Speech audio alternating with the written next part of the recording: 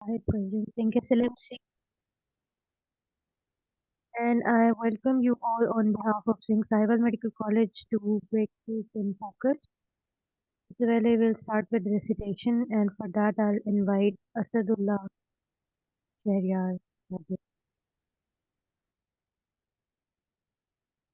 بسم الله الرحمن الرحيم الرحمن علم القرآن خلق علمه البيان الشمس والقمر بحسبان والنجم والشجر يسجدان والسماء رفعها ووضع الميزان ألا تطغوا في الميزان وأقيموا الوزن بالقسط ولا تخسروا الميزان والأرض وضعها للأنام فيها فاكهة والنخل ذات الأكمام والحب ذو العصف والريحان فبأي آلاء ربكما تكذبان صدق الله العظيم. Jazakallah Asad. We'll start our session. This is lecture 3 of Breakthroughs in Focus, and today's topic is synopsis writing and ethical approval. And our today's speaker is Aman Mehboob, executive member of research department in SLMC. अमन आप please यहाँ से take over करें.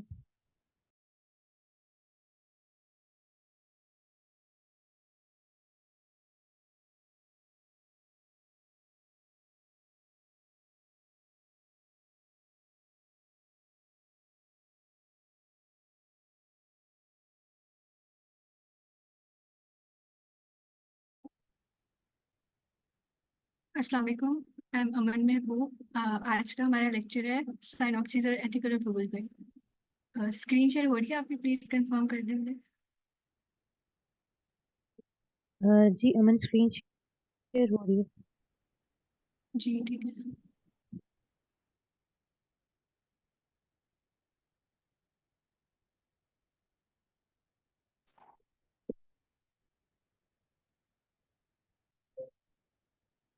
Okay, synopsis and ethical approval.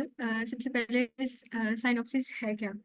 अब last lecture में हमने discuss किया था कि क्वेश्चनर जब आप बना लेते हैं, जब आपने फॉर एग्जांपल आपने कोई रिसर्च स्टार्ट किया है और आपने उसका टॉपिक वगैरह सेलेक्ट करने के बाद आपने सैंपल साइज कैलकुलेट करने के बाद आपने जो है वो क्वेश्चनर फॉर्मुलेट कर लिया है। अब आपको फर्दर अपनी जो रिसर्च है उसको कंटिन्यू करने के लिए आपको एक अप्रूवल की ज़रूरत होती है। हर जो कॉलेज यूनिवर्सिटी का एक इंस्टीट्यूशनल एथिकल रिव्यू बोर्ड होता है। आपको क्या करना होता है कि उसमें साइनॉप्सिस सबमिट कराना होता है। साइनॉप्सिस आपका जो रिसर्च प्रोजेक्ट है ना, उसका एक कह लें कि एक ओवरव्यू होता है, वो आप उनके साथ शेयर करते हैं। फिर अगर तो आपको अप्रूवल मिल जाता है तो आप अपनी जो स्टडी है उसको फर्दर कंटिन्यू कर सकते हैं। ठीक है। अच्छा, so synopsis is a short summary of your research thesis. ठीक है, अब इसमें मैक्सिमम जो लिमिट है वर्ड्स की वो 1000 to 1500 होनी चाहिए। ठीक है। अब उसके बाद साइनॉप्सिस क्यों लिखना ज़रूरी है। एक तो मैंने आपको बता दिया कि आपको आईआरबी अप्रूवल चाहिए होता है, उसके लिए आपको लिखना पड़ता है। दूसरी चीज़ के एक तो आपका अपना व्यू भी क्लियर हो जाता है, आपको अपने सारे जो भी स्टेप्स आपने लेने हैं वो आपको क्लियर हो जाते हैं। दूसरा, जो आपके सुपरवाइजर हैं, जो भी उनको भी जो है वो सारा आपके जो प्लान है उसका उनको व्यू मिल जाता है। ठीक है। अब हम आते हैं कि इसके स्टेप्स क्या होते हैं साइनॉप्सिस के। तो साइनॉप्सिस लिखने के लिए जो फॉर्मेट आपने फॉलो करना होता है, थोड़ा बहुत डिफरेंस आता है सब इंस्टीट्यूशंस का, थोड़ा बहुत ही डिफरेंस आता है, लेकिन जो जनरल फॉर्मेट है वो मैं आपके साथ शेयर करूंगी।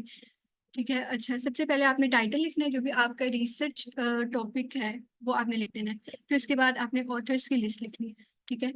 अब उसके बाद हम आ जाते हैं जो सबसे मेन पार्ट है ना, जो मेन चीज़ साइनॉप्सिस में जो देखी जाती है उसका इंट्रोडक्शन होता है। अब इंट्रोडक्शन में आपने क्या करना होता है, आपने 3 पैराग्राफ्स लिखने होते हैं। जो फर्स्ट पैराग्राफ है उसमें आपने क्या करना है कि आपका जो भी टॉपिक है ना उसका बैकग्राउंड देना है। अब इससे क्या इसका मतलब ये है कि फॉर एग्जांपल आपका टॉपिक है स्मोकिंग कॉजेज लंग कैंसर, ठीक है।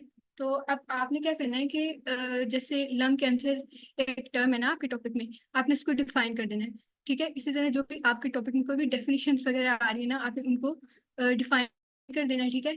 पहला पैराग्राफ इस बारे में हो जाएगा। फिर आ जाता है सेकंड पैराग्राफ। अब सेकंड पैराग्राफ में आपने क्या करना होता है कि जो आपका टॉपिक है ना आपने उस पर आ जाना है, ठीक है। फर्स्ट टॉपिक में फर्स्ट पैराग्राफ में आपने क्या किया था कि फॉर एग्जांपल मैंने आपको एग्जांपल दी कि स्मोकिंग कॉजेज लंग कैंसर, आपने थोड़ा लंग कैंसर को बता दिया, उसके रिस्क फैक्टर्स वगैरह, ठीक है, ये सारी चीजें आपने बता दी। सेकंड पैराग्राफ में आप स्मोकिंग और लंग कैंसर जो आपका टॉपिक है ना आप उस पर आ जाओगे। दूसरी चीज आपने क्या करनी है कि जो सेकंड पैराग्राफ है ना इसमें रेफरेंसेस ऐड करने हैं। कोई भी आपने आर्टिकल खोलना है अपने टॉपिक से रिलेटेड, तो उसका जो भी उसमें कंक्लूजन्स वगैरह होंगे, जैसे परसेंटेजेस वगैरह बताई होती हैं कि फॉर एग्जांपल इतने परसेंट लोगों में जो है वो कैंसर जो है वो उनको मिला, इतने परसेंट में उनको नहीं मिला, ठीक है। ये अगर इस तरह की कोई रिजल्ट्स में उनकी कोई चीज़ है, आपने वो क्या करना है, आपने वो अपने जो है साइनॉप्सिस में लिखनी है और आपने उसका रेफरेंस दे देना है, ठीक है। अच्छा, अब आ जाते हैं थर्ड पैराग्राफ पे। अब जो थर्ड पैराग्राफ होता है ना इसमें आपने रिसर्च गैप लिखना होता है कि जो प्रीवियस रिसर्चेस हो चुकी हैं अगर उनमें कोई गैप है, ठीक है, आपने वो मेंशन करना है और इसको फिल करना क्यों जरूरी है, ये सारा कुछ आपने मेंशन कर देना है। ये आपका हो गया इंट्रोडक्शन, ठीक है। अच्छा, उसके बाद नेक्स्ट स्टेप पे हम आ जाते हैं रेशनल। अब उसके बाद आपने ना रेशनल लिखना होता है, ठीक है। इंट्रोडक्शन के बाद अब रेशनल बेसिकली क्या है कि इसमें आपने लिखना है कि आपकी रिसर्च क्यों जरूरी है, इसकी नीड क्या है, या फिर इसका कह सकते हैं आपके बेनिफिट क्या होगा फॉर द कम्युनिटी, इसका कोई बेनिफिट है या नहीं, ठीक है। अच्छा, उसके बाद आ जाता है ऑब्जेक्टिव। ऑब्जेक्टिव में आपने क्या करना है, जो भी आपका एम्स जो भी आए वो आपने शेयर करने हैं। अब ऑब्जेक्टिव जब आपने लिखना होता है ना तो इसमें आपने जो है ना टू डिटरमिन टू फाइंड इस तरह के वर्ड से आपने स्टार्ट करना है, इन्फिनिटिव वगैरह से आपने स्टार्ट करना होता है, ठीक है। अब अच्छा, ऑब्जेक्टिव लिखते हुए ना आपने ये 3-4 चीजों का ख्याल रखना है। एक तो वो स्पेसिफिक होना चाहिए, ठीक है। दूसरा, जो भी आपका टॉपिक है ना उसके साथ इसके लिए ना ये स्मार्ट क्राइटेरिया यूज होता है। स्पेसिफिक होना चाहिए, मेजरेबल होना चाहिए, ठीक है। और मेजरेबल मतलब फॉर एग्जांपल अगर आपका कोई ऐसा टॉपिक है कि वो लंग कैंसर वाली एग्जांपल ले लेते हैं कि स्मोकिंग कॉजेज लंग कैंसर। अब आप देखना चाह अब कोई फॉर एग्जांपल आप management of lung cancer for example आपका टॉपिक है। अब उसमें आप क्या करोगे कि आप अपना जो ऑब्जेक्टिव इस तरह से लिखोगे to reduce the incidence of lung cancer by 20%, इस तरह करके। ये जो है इस केस में अगर आपका टॉपिक इस तरह का है तो फिर वो इन टर्म्स ऑफ हम मेजरेबल उसको कह सकते हैं। दूसरा, अचीवेबल होना चाहिए, कोई भी आपने ऐसा ऑब्जेक्टिव नहीं लिख देना जो कि रियलिस्टिक ही ना हो, ठीक है। और आपके टॉपिक से रेलिवेंट होना चाहिए और टाइम बाउंड होना चाहिए। उसके बाद आ जाता है हाइपोथेसिस। अब हाइपोथेसिस जो है ना ये आपने सब साइनॉप्सिस में नहीं लिखना होता, ठीक है। अब क्योंकि एज अ बिगिनर हम क्रॉस सेक्शनल स्टडीज कर रहे होते हैं तो उसमें हमें हाइपोथेसिस की जरूरत नहीं होती, ठीक है। अच्छा, देन ऑपरेशनल डेफिनेशंस। अच्छा, ऑपरेशनल डेफिनेशंस ये हैं कि आपका कोई जो भी आपका रिसर्च प्रोजेक्ट है, रिसर्च प्रपोजल है, ठीक है, आप उसमें कोई भी टर्म यूज कर रहे हो, ठीक है, तो आपने उसको डिफाइन करना होता है। क्योंकि ऐसे होता है ना कि फॉर एग्जांपल कोई भी एक चीज है, एनीमिया हम ले लेते हैं, तो हो सकता है कि दो लोगों का उसको समझने का जो तरीका है वो डिफरेंट हो सकता है ना।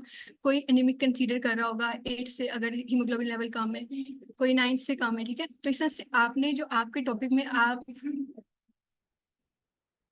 आपके टॉपिक में जो भी होगा ना आपने क्या करना है कि आपने उसको उसकी डेफिनेशन वगैरह आपने मेंशन कर देनी है,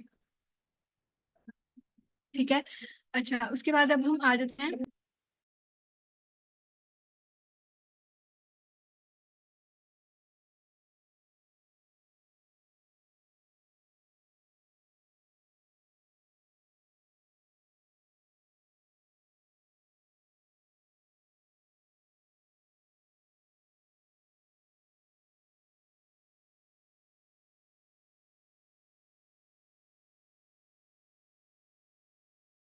अच्छा, ऑपरेशनल डेफिनेशंस में ना, जैसे मैंने आपको एनी में एक एग्जांपल दी, ठीक है, आपने उन टर्म्स को स्पेसिफिकली आपने क्या करना है कि आपने उनको जो है ना मेंशन कर देना है। अब इसी तरह हम एक और एग्जांपल ले लेते हैं। फॉर एग्जांपल कोई पेन से रिलेटेड है आपका टॉपिक, तो आपने क्या करना होगा कि माइल्ड पेन या मॉडरेट पेन, उसके जो भी लेवल्स हैं, जो चीज़ें आप अपने जो है प्रोजेक्ट में यूज करोगे, आप उनको डिफाइन कर देना है। ठीक है, माइल्ड पेन, मॉडरेट पेन या स्वेयर पेन, ठीक है, आपने उनको अलग से उनकी डेफिनेशन आपने लिख देनी है।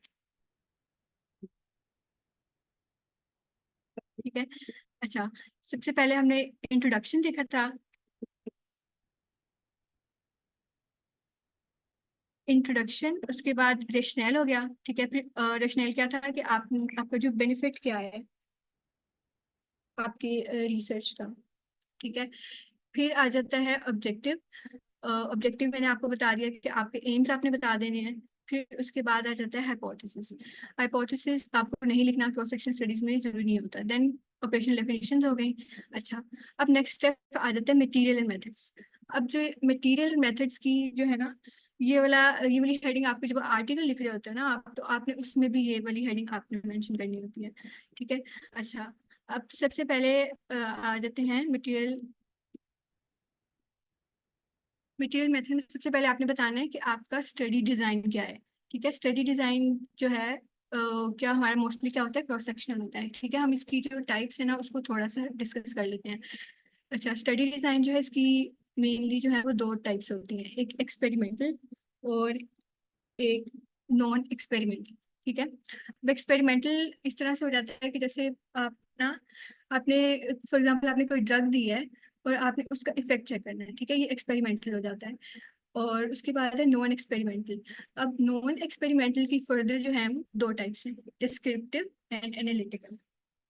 अब जो डिस्क्रिप्टिव है ना, इसमें फर्दर दो टाइप्स है, case series and case report.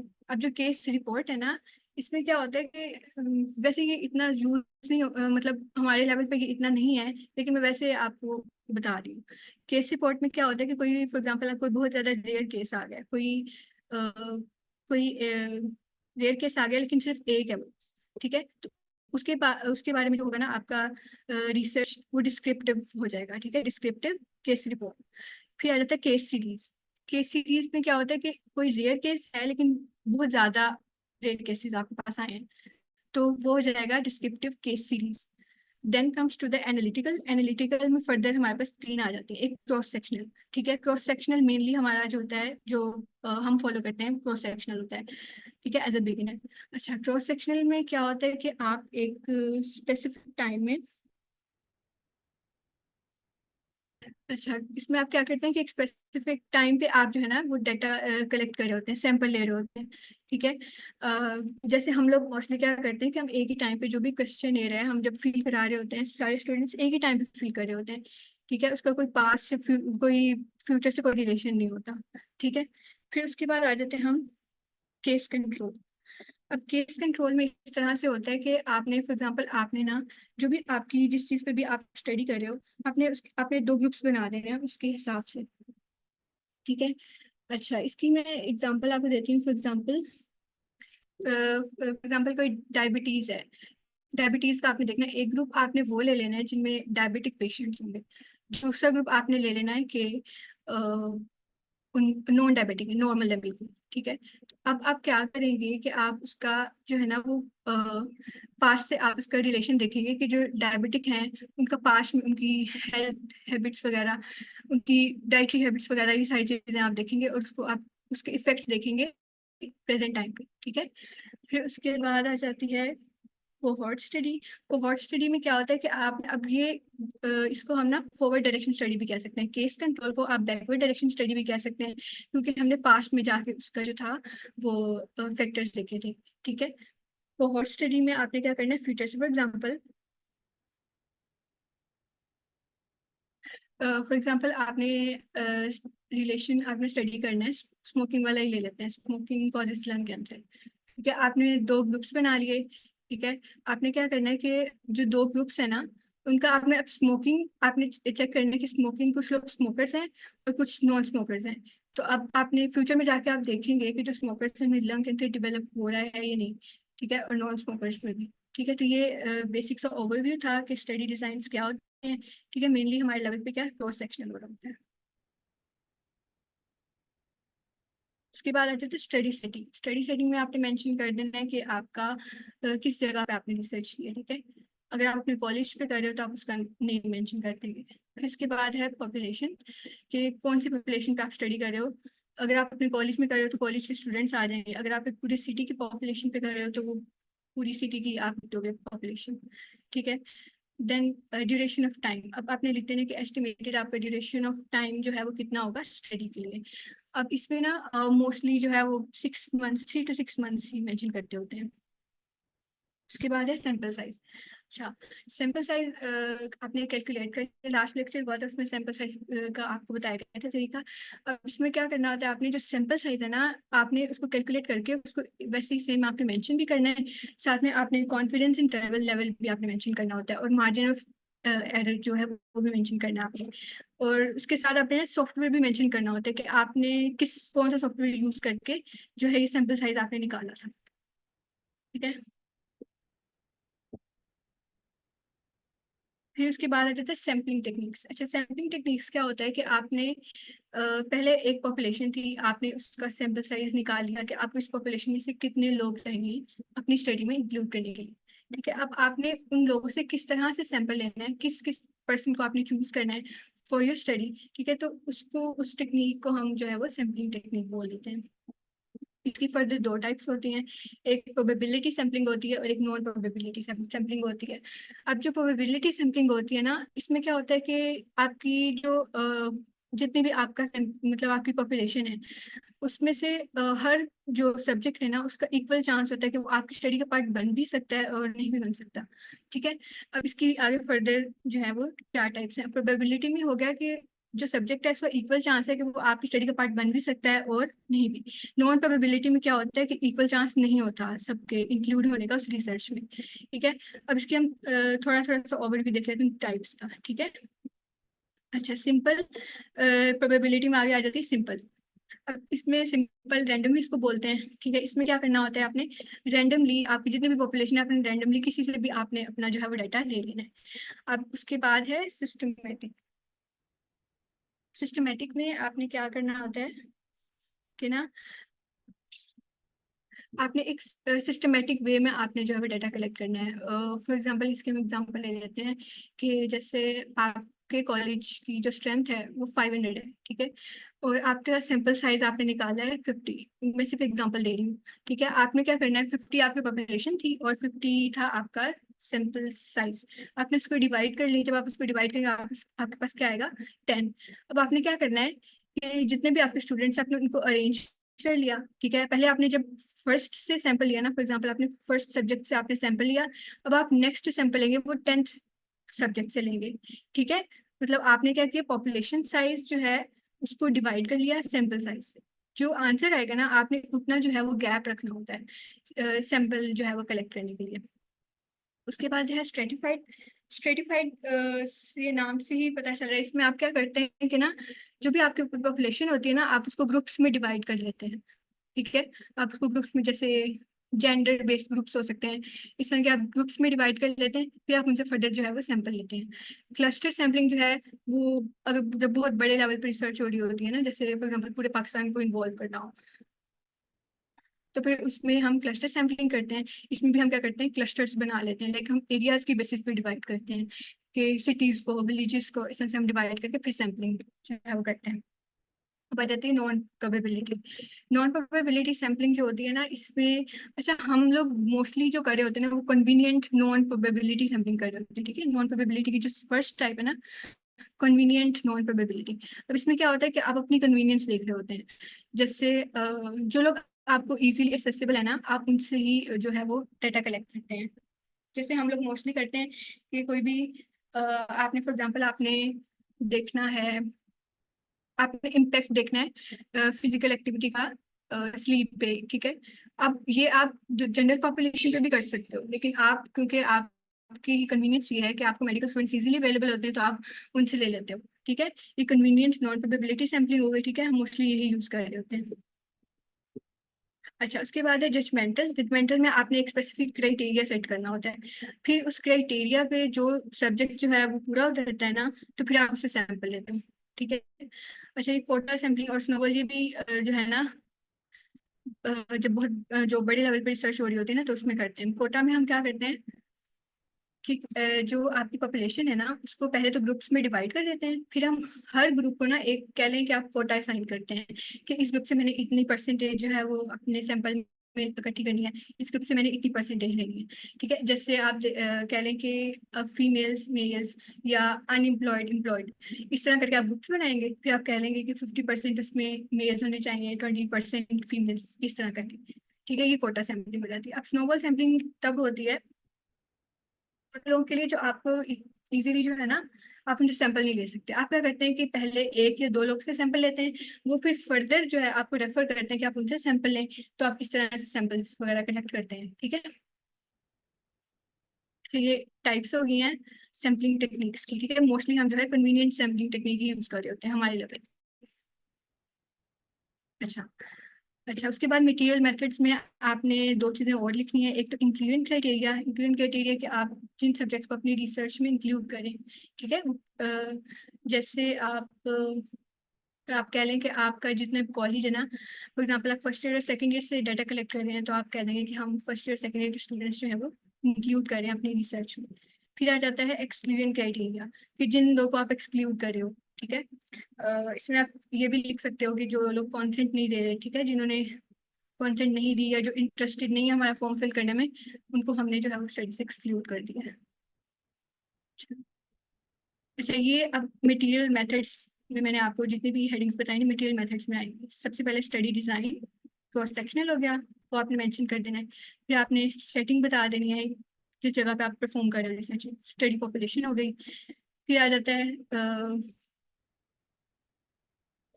Duration. फिर उसके बाद सैंपल साइज बता दिया आपने, sampling technique and inclusion external criteria. अब नेक्स्ट आपने बताना है कि डाटा आपने किस तरह से कलेक्ट किया, किस तरह से आपने एनालाइज किया, प्रोसीजर क्या था, और डाटा कलेक्ट करने का टूल वगैरह क्या था। ये सारी चीज़ें आपने मेंशन करनी है। अब डाटा कलेक्शन टूल में आपने क्या मेंशन कर देना है, फॉर एग्जांपल आप कोई क्वेश्चनर फॉर्म अगर यूज़ कर रहे हो तो आपने वो लिख देना है, और इसके साथ जो है ना, क्वेश्चनर फॉर्म के साथ आपने जो है मेंशन कर देनी है उसकी डिटेल्स, कि आप फॉर एग्जांपल आप पहला कह दोगे कि पहले पार्ट में मैंने इसकी जो है वो पर्सनल जो डिटेल्स वगैरह, फॉर एग्जांपल स्टूडेंट्स की नेम, रोल नंबर वगैरह, ये चीज़ें ले लेनी है आपने। और फिर आपने अपने टॉपिक पे आ जाना कि उसके रिलेटेड जो भी आपने क्वेश्चंस बनाए हुए क्वेश्चनर में, वो आपने इसमें मेंशन करनी है। या फिर अगर कोई आप इंस्ट्रूमेंट यूज़ कर रहे हो, फॉर एग्जांपल अगर आपका जो प्रोजेक्ट है वो बीपी से रिलेटेड है, तो आप कह दोगे बीपी अप्रेंटिस वगैरह। फिर आ जाता है प्रोसीजर, डाटा कलेक्शन का प्रोसीजर क्या है। अब इसमें आपने पूरा एक्सप्लेन करना होता है कि आपने क्या किया, क्वेश्चनर फॉर्म जो है वो बनाया, फिर उसको आपने जो है वो क्लास में आपने जाके सबको डिस्ट्रीब्यूट किया, एंड देन आपने जो है सारा डाटा कलेक्ट कर लिया। अब डाटा कलेक्शन टेक्निक क्या होता है। डाटा कलेक्शन टेक्निक क्या है कि आप किस तरह से स्टूडेंट्स को अप्रोच कर रहे हो, ठीक है। तो वो सिंपली आपने क्वेश्चन, हम क्वेश्चन ही बना रहे होते हैं ना मोस्टली, तो आपने वही मेंशन कर देना है कि बाय क्वेश्चनर फॉर्म्स। अच्छा, अब इसके बाद है डाटा एनालिसिस का प्रोसीजर। अच्छा, डाटा एनालिसिस का जो प्रोसीजर है ना, इसमें आपका नेक्स्ट लेक्चर होगा ना, वो इसी पे होगा, एनालिसिस पे। तो उसमें आपने बता देना है कि आपने कौन सा सॉफ्टवेयर यूज़ किया, उसका वर्जन और नेम भी आपने बताना है। फॉर एग्जांपल SPSS 20 आपने यूज़ किया है या एक्सेल यूज़ किया है, और उसके साथ साथ आपने पी वैल्यू भी बतानी होती है, जो आपके सैम्पल साइज में आपने पी वैल्यू मेंशन की थी ना। अगर आप मतलब रिकमेंडेड ले रहे हो 50%, तो आपने वो मेंशन कर देना है। या फिर अगर आप किसी आर्टिकल से आपने लिया है एज ए रेफरेंस यूज करना है आपने, तो आपने उसको मेंशन कर देना है। अच्छा, उसके बाद है एथिकल कंसिडरेशंस। अब एथिकल कंसिडरेशंस में आपने ये चीज़ें बतानी होती हैं कि आपने जो भी आपकी रिसर्च में जो पार्टिसिपेट कर रहे हैं, जितने भी लोग, उनसे आपने कॉन्सेंट लिया है, ठीक है। उनको इससे किसी किस्म का कोई नुकसान नहीं होगा, ठीक है। दूसरा कि आप उनकी, फॉर एग्जांपल हमारी जितनी भी स्टूडेंट्स हैं, उनकी रोल नंबर वगैरह, उनकी नेम्स वगैरह जो है वो हम प्राइवेट रखेंगे, ठीक है। ये चीज़ें आपने एथिकल कंसिडरेशंस में मेंशन कर देनी है। अच्छा, एंड पे जो चीज़ आ जाती है ना लास्ट पे, वो है रेफरेंसेस। अब जब आपने सारा लिख लिया है ना, तो आपने क्या करना है, अपने 10 to 15 आपने रेफरेंसेस ऐड करने हैं। अब रेफरेंसेस जो है ना, उसका भी स्पेसिफिक आपने स्टाइल चूज करना होता है। ये ना वैंकूवर स्टाइल में आपने लिखने हैं, और सारे रेफरेंसेस को आपने क्या करना है, उनको नंबर भी कर देना है। ठीक है। अच्छा अच्छा, मैं आपको अब बता देती हूँ कि आपने एक जो सिंपल मेथड है रेफरेंस ऐड करने का, वो मैं आपको बता देती हूँ। बाकी आप एंड नोट से भी कर सकते हैं, सॉफ्टवेयर यूज होते हैं डिफरेंट एंड नोट टेस्ट में। वो आपका जब लेक्चर होगा ना राइटिंग वाला, पेपर राइटिंग वाला, तो वो उसमें हो जाएगा। अच्छा, पहले आपने क्या करना है, गूगल स्कॉलर आपने ओपन करना है। अब इसमें आपने कोई भी अपना जो है वो लिख देना है टॉपिक। फॉर एग्जांपल हम लिख देते हैं इम्पैक्ट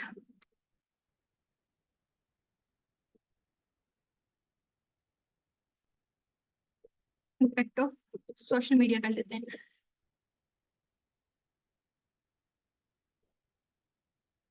सोशल मीडिया। अच्छा, फॉर एग्जांपल आपका ये टॉपिक है। अब आपने जो है उसका सिनॉप्सिस लिख के आपको एंड पे रेफरेंसेस डालने हैं। आपने सिंपल यहाँ पे क्या करना है, साइट का ऑप्शन है। ठीक है, यहाँ पे जाके आपने जो वैंकूवर स्टाइल देखिए, इसमें डिफरेंट स्टाइल्स हैं। ठीक है, आपने वैंकूवर स्टाइल जो है इसको यहाँ से कॉपी कर लेना है, और जहाँ पे भी आप सिनॉप्सिस लिख रहे हो ना, आपने वहाँ पे जाके वैंकूवर स्टाइल को पेस्ट कर देना है। ठीक है, ये एक बिल्कुल सिंपल तरीका है जो आप यूज करते हो अपना जो है वो रेफरेंस ऐड करने के लिए। उसके अलावा जो एंड नोट्स आप करते हो ना, वो भी आपको बता दिया जाएगा जब आपका लेक्चर होगा उसका पेपर राइटिंग का, तो उसमें ये भी हो जाएगा। ठीक है। अच्छा, रेफरेंसेस हो गए। रेफरेंसेस, अब यहाँ पे आपका जो साइनॉप्सिस है ना, वो कंप्लीट हो जाता है। ठीक है। अच्छा, अब इसके बाद ना,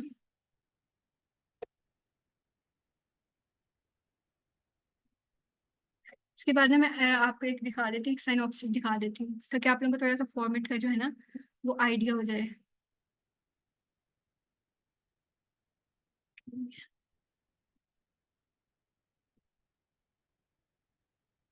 अच्छा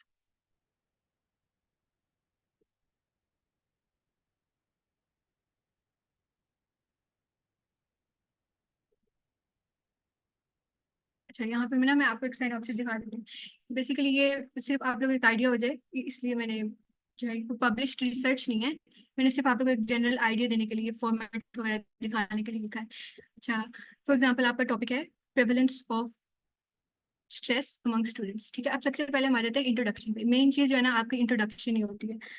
ठीक है, इंट्रोडक्शन में आपने जैसे फर्स्ट पैराग्राफ में मैंने आपको बोला था कि आपका जो भी टॉपिक है ना, आपने उसका बैकग्राउंड लिखना है। फॉर एग्जांपल आपका अब जो है स्ट्रेस, आप देख रहे हो स्टूडेंट्स में, आपने जो स्ट्रेस है ना, सबसे पहले आपने देखे उसकी डेफिनेशन लिख दी। ठीक है, और उसके जितने भी अगर कोई रिस्क फैक्टर्स वगैरह हैं, कोई भी उसके कोई आगे जाके उसके जो भी इफेक्ट्स वगैरह हो सकते हैं, ठीक है, उससे रिलेटेड अपनी जितनी भी चीजें हैं ना वो आपने लिख देनी है। और आप इसमें रेफरेंस भी ऐड कर सकते हो। ठीक है, कोई भी रिसर्च का आप उसमें रेफरेंस भी ऐड कर सकते हो कि इस रिसर्च के मुताबिक स्ट्रेस के जो इफेक्ट्स हैं वो ये इस तरह करके। ठीक है, अब जो दूसरा पैराग्राफ आ जाता है ना, उसमें आपने, मैंने आपको बताया था कि आपने अपने टॉपिक पे आ जाना है। आपका टॉपिक था स्ट्रेस का जो इफेक्ट है मेडिकल स्टूडेंट्स पे। ठीक है, तो अब आपने उस पर वो सारा कुछ बता देना है।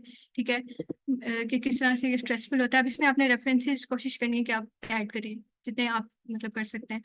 अच्छा, ठीक है, अब देखें, ये फॉर एग्जांपल उन्होंने बताया हुआ है कि एक रिसर्च के मुताबिक जो ये वाला इतने परसेंट स्टूडेंट्स जो है वो एक्सट्रीम मॉडरेट टू एक्सट्रीम जो है एक्सट्रीमली स्वेयर डिप्रेशन में है। ठीक है, इतने जो है 74% जो है वो मॉडरेट हैं, और 57% मॉडरेट टू एक्सट्रीमली स्वेयर।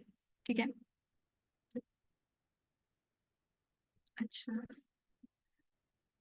इसी तरह एक और उन्होंने रेफरेंस दिया हुआ है, एक और देखें। ओवरऑल जो प्रेवलेंस है वो बताई गई है कि जो स्ट्रेस की है। ठीक है, इस तरह से आपने सेकंड पैराग्राफ में आपने कोशिश करनी है कि आप जो है रेफरेंसेस ऐड कर दें। अब जो फर्स्ट टू टॉपिक्स है ना, उसमें आपने कोशिश करनी है कि आप खुद से कुछ भी ना लिखें। आप अपने आर्टिकल्स खोलने हैं, आप अपने जो टॉपिक से रिलेटेड वहां से आपने जो है वो डाटा ले लेना है। ठीक है, और आपने उसको लाइक पहले के पैराग्राफ में आपने स्ट्रेस है ना उसकी डेफिनेशन आपने ले ली, उसको थोड़ा सा चेंज करके आपने लिख दिया। सेकंड में आपने रेफरेंसेस ऐड कर दिए। लास्ट पे आपने आ जाना है कि आपका रिसर्च गैप क्या था। ठीक है, और आपका जो है आप आपका कह लें कि आपका पर्पस ऑफ द स्टडी क्या है। ठीक है, देखिए जैसे purpose of the study is to evaluate the degree and prevalence of stress among medical students. ठीक है, फिर आ जाता है रेशनल। रेशनल कि आप स्टडी क्यों कर रहे हैं, ठीक है, इसका क्या मतलब फायदा क्या होने वाला है, ठीक है। तो आपने क्या करना है कि स्ट्रेस का बता देना कि इसका स्टडी का इफेक्ट क्या होगा, कि आपको वेरिएबल्स पता चले किन किन वजह से स्ट्रेस हो रहा है, ताकि मेडिकल स्टूडेंट्स को जो है ना वो स्ट्रेस को मैनेज करने में जो है उनको हेल्प मिल सके। फिर आपने ऑब्जेक्टिव पे आ जाना है। ऑब्जेक्टिव मैंने आपको बताया था कि आपने जो है इस तरह से स्टार्ट करना है, इसको आपने ना बुलेट पॉइंट्स में लिखना होता है जो ऑब्जेक्टिव होता है। 2 से 3 आपने ऑब्जेक्टिव दे दिए, फिर उसके बाद ऑपरेशनल डेफिनेशन आ जाती हैं, जैसे इसमें माइल्ड और फेवरेबल स्ट्रेस उन्होंने डिफाइन किया हुआ है, ठीक है। पॉजिटिव फॉर्म ऑफ स्ट्रेस है, ठीक है, जो मोटिवेट करता है लर्निंग के लिए। उसके अलावा एक्सेसिव स्ट्रेस है जो कि हार्मफुल होता है, ठीक है। ये उन्होंने दो डेफिनेशन हो गई। फिर आ जाता है मटेरियल और मेथड्स। अब इसमें सारा कुछ मैंने आपको एक्सप्लेन कर दिया है, इसका मेरा ख्याल है दिखाने की जरूरत नहीं है। स्टडी डिजाइन जैसे cross sectional study design use होता है, सेटिंग हो गई, ठीक है, सैंपल साइज, ये सारी चीजें मैंने आपको बता दी हैं। अब इसमें सैम्पलिंग क्या होगी, नॉन प्रोबेबिलिटी कन्वीनियंट सैम्पलिंग होगी, क्योंकि हम मोस्टली यही यूज करते हैं। अच्छा, इंक्लूजन क्राइटेरिया ये भी हो जाएगा, ठीक है। कि आपने सारे जो मेडिकल स्टूडेंट्स को इंक्लूड किया, ठीक है, फर्स्ट ईयर से फाइनल ईयर, और जिन्होंने कंटेंट नहीं दिया उनको आपने एक्सक्लूड कर दिया, ठीक है। इसी तरह डाटा आपने क्वेश्चनर फॉर्म से कलेक्ट किया, ठीक है। अब डाटा कलेक्शन प्रोसीजर क्या था कि आपने जो है क्या किया कि आपने क्लासेस को जो है ना विजिट करके आपने जो है वो डाटा कलेक्ट कर लिया। फिर आ जाता है टेक्निक। टेक्निक आपने क्या, आपने सिंपली लिख देना कि आपने ऑनलाइन क्वेश्चनर फॉर्म दिए और उनसे जो है वो हो गया, डाटा कलेक्ट हो गया। फिर आ जाता है डाटा एनालिसिस। जो डाटा एनालिसिस है ना, इसका भी मैंने आपको मेंशन कर दिया है कि ना जो आपने जो सॉफ्टवेयर यूज किया है ना, आपने एक तो वो बता देना है, दूसरा आपने उसका, अच्छा यहाँ पे मैं वर्जन लिखना भूल गई हूँ, आपने वर्जन भी मेंशन कर देना, फॉर एग्जांपल SP20, ठीक है। और आपने ना इसमें जो टेस्ट लग रहा होता है ना, जब आपका नेक्स्ट लेक्चर होगा एनालिसिस वाला, तो उसमें वो आपको बता देंगे ये सारा कुछ। तो उसमें आपने क्या करना है कि फॉर एग्जाम्पल का टेस्ट यूज हो रहा है, मतलब आपने एक अजम्पशन देनी है, बाद में मतलब हो सकता है कि टेस्ट चेंज हो जाए, लेकिन आपने वो भी मेंशन कर देना है उसके साथ, ठीक है। एंड पे एथिकल कंसिडरेशंस आ जाती हैं, ठीक है, ये भी मैंने आपको सारा कुछ बता दिया है कि अब एंड पे आपने क्या किया, सारे रेफरेंसेस ऐड कर दिए। अच्छा, जो आपने रेफरेंसेस ऐड करने हैं ना वो 10 से 15 होने चाहिए, और आपने ये ख्याल रखना है कि जो ज्यादातर है ना उसमें वो लास्ट 5 ईयर्स की, मतलब कह लें कि 60 to 70% जो है ना आपने कोशिश करनी है कि लास्ट 5 ईयर्स में, ठीक है। ये रेफरेंसेस हो गए। तो यहाँ पे that was all about today's lecture। अगर आप लोगों को कोई क्वेश्चन हो तो आप लोग पूछ सकते हैं।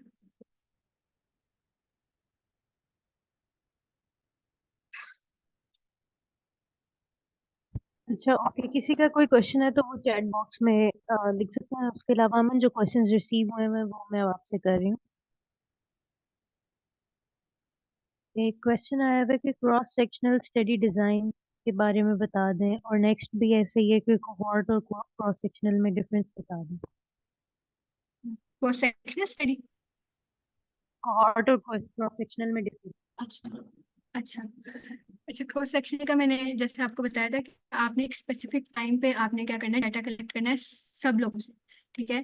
जैसे हम लोग मोस्टली क्या कर रहे होते हैं, एक ही टाइम पे सब लोग जो है क्वेश्चनर फॉर्म जो है वो फिल कर रहे होते हैं। उसके बाद आ जाता है कोहॉर्ट पूछा है।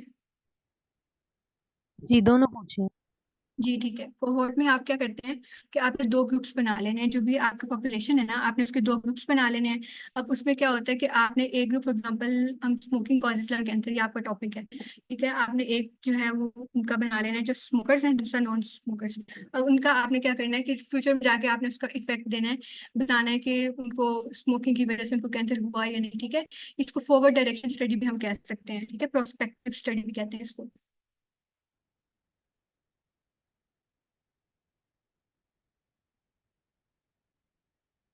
अच्छा, ओके, नेक्स्ट की तरफ चलें।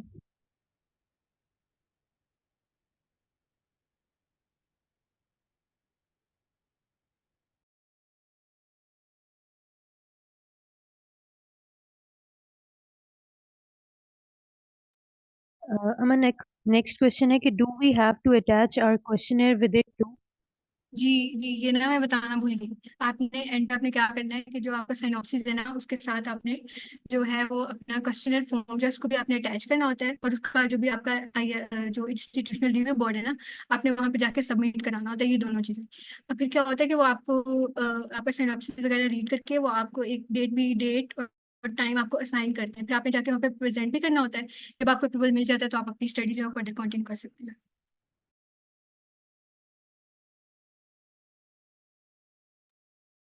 ओके, और नेक्स्ट क्वेश्चन है कि share the referencing example again please. दोबारा बोलिएगा आपकी। Please reshare this referencing example again. Reference add किस तरह से करना है? आई थिंक यही पूछ रहे हैं, एग्जांपल मांग रहे हैं दोबारा। ठीक है, मैं दोबारा से दिखा देती हूँ।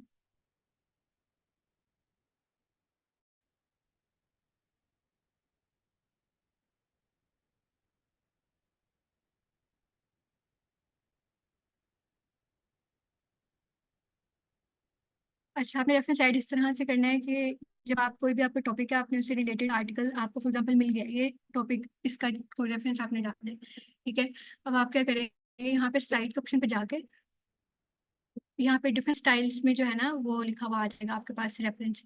आपने यहाँ से इसको कॉपी पेस्ट कर दें, सिर्फ कॉपी करना है यहाँ से इसको, और जाके जहाँ पे भी आप लिख रहे हो अपना साइनॉप्सिस, अपने वहाँ पे जाके इसको पेस्ट कर देना। सिंपल यही तरीका है इसका।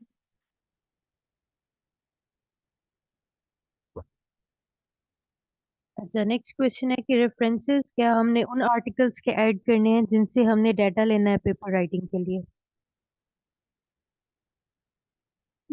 इसमें ये है कि आप उनका भी दे सकते हो जिनका आप मतलब अपने आर्टिकल में आप यूज कर रहे हो। लेकिन कोई भी, अभी आपको कोई भी आर्टिकल मिलता है जो आपके टॉपिक से रिलेटेड है, आप उसका रेफरेंस उसमें ऐड कर सकते हो। जैसे आप जब इंट्रोडक्शन दे रहे हो तो आपने वहाँ पे जो भी रेफरेंस ऐड किए हैं, आप जिस जिस जिस स्टडी का आपने रिजल्ट फॉर एग्जाम्पल वहाँ पे मेंशन किया है, तो आप उसका रेफरेंस दे दोगे एंड पे। उसके अलावा जो भी आपको मिलता है ना जो आपकी स्टडी से रिलेटेड, आप उसे ऐड कर सकते हो। ओके, नेक्स्ट क्वेश्चन है कि इंट्रोडक्शन वाला पार्ट लिटरेचर रिव्यू में आएगा? लिटरेचर रिव्यू कह सकते हैं, लेकिन इसमें सिर्फ मैंने ये कहा था कि आपने मतलब कोशिश करनी है कि फर्स्ट टू पैराग्राफ आपने खुद से नहीं लिखने हैं। ठीक है, आपने जो भी चीजें लेनी है कहीं आर्टिकल से ढूंढ के ही लेनी है। लिटरेचर रिव्यू नहीं कह सकते इसको।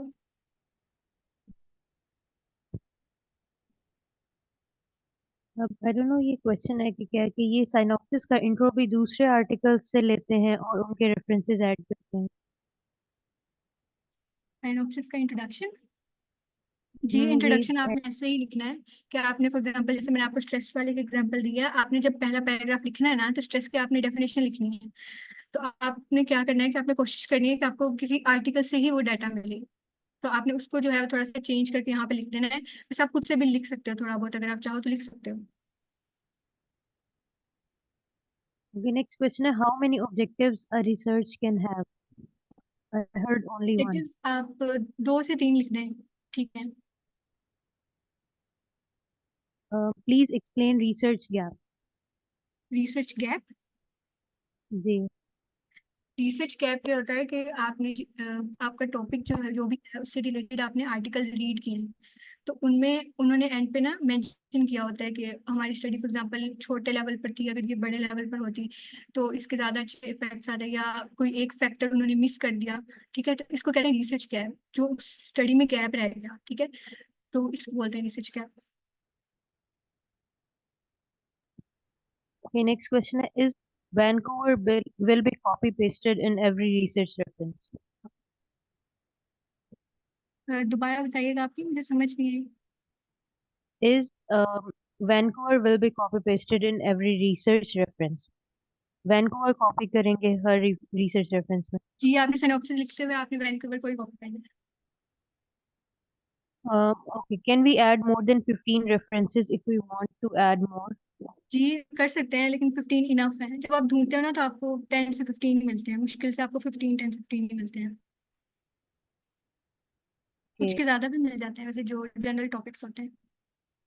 तो नेक्स्ट जो है वो टॉपिक सिलेक्शन से रिलेटेड है। ये वाला हमारा पिछला लेक्चर है, आप उधर से देख लें दोबारा वो लेक्चर, दैट वुड हेल्प। उसके अलावा synopsis is required for approval from university और कॉलेज। जी, यूनिवर्सिटी के जो इंस्टीट्यूशनल रिव्यू बोर्ड होता है ना, वहां से आपको अप्रूवल के लिए चाहिए होता है।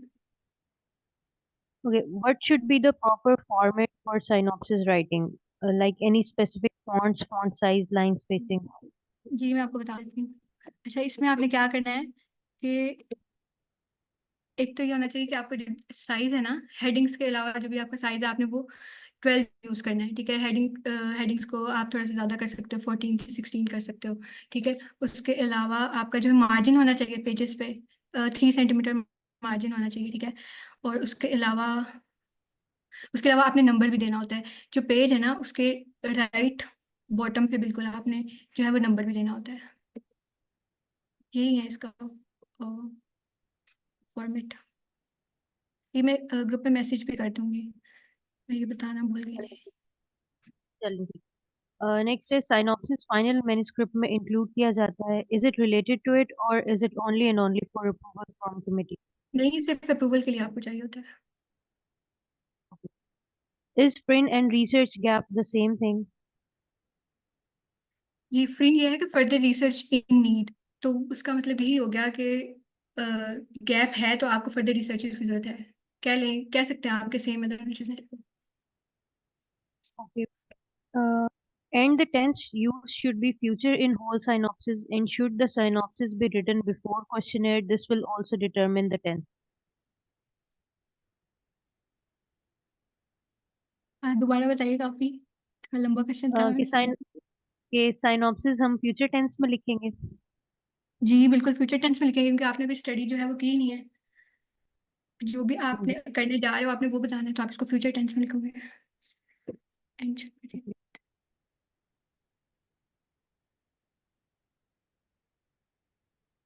अच्छा, ये एक उन्होंने एग्जाम्पल से क्वेश्चन पूछा हुआ है कि अगर कंपेयरिंग एकेडमिक परफॉर्मेंस कंपेयर कर रहे हो हम पोस्टलाइट्स और डे स्कॉलर्स की, तो विच जी, kind of study design will be use and what should be the sampling technique for it? आप ये कंपेयर आई कर थिंक रहे हो हॉस्टलाइट्स को और डे स्कॉलर्स की एकेडमिक परफॉर्मेंस। ये क्रॉस सेक्शनल ही होगा क्योंकि आप एक ही टाइम पे हॉस्टलाइट्स और डे स्कॉलर्स दोनों से ही आप ले रहे हो ना डाटा, तो ये क्रॉस सेक्शनल होगा। दूसरा, स्टडी डिज़ाइन और सैम्पलिंग टेक्निक इसमें कन्वीनियंट ही होगी। ऑब्वियसली जो आपके अपने कॉलेज के स्टूडेंट्स हैं आप उनसे ही डाटा ले रहे होगे, या आप ये कर सकते हो कि बहुत सारे मेडिकल कॉलेजेस जो आप उनको ही एक्सेस कर सकते हो ना, तो सैम्पलिंग टेक्निक भी कन्वीनियंट ही होगी। कन्वीनियंट नॉन चलें, प्रोबेबिलिटी। और किसी का कोई क्वेश्चन है तो leave it in the chat box में, एक दफा फेसबुक चैट बॉक्स पे देख लेती हूँ। ओके हैं।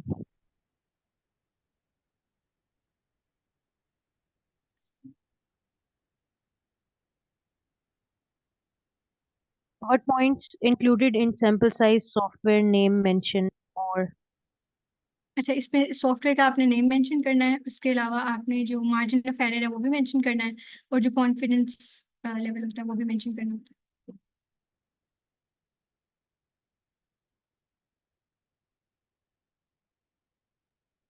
के? अच्छा, इसमें ये कह रहे हैं कि जो साइनॉप्सिस की एग्जांपल शो हुई थी उसमें पास्ट टेंस में लिखा हुआ है। है। वो गलती से लिख दिया होगा मैंने, वैसे फ्यूचर टेंस ही आपको यूज करना होता है।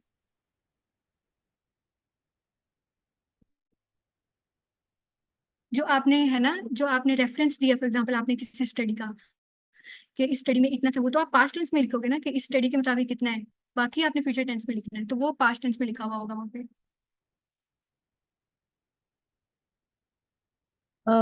एक लास्ट क्वेश्चन ये है कि myopia among medical students include which type of sample ये टेक्निक? भी कन्वीनियंट सैम्पलिंग टेक्निक ही होगी। चलें ठीक है, इसके अलावा कोई क्वेश्चंस हैं तो you can ask in the WhatsApp group. I think that's all for today's lecture. अच्छा, एक और क्वेश्चन है कि कंफ्यूजन इज डेटा कलेक्शन पहले करनी होती है या फिर साइनॉप्सिस? पहले आपको अप्रूवल चाहिए होता है, आपने पहले सिनॉप्सिस सबमिट कराना है, देन डेटा कलेक्ट करना है। I hope that answers. Okay, that's it for today. Hope to see you all in the next lecture of the series. Thank you so much for joining.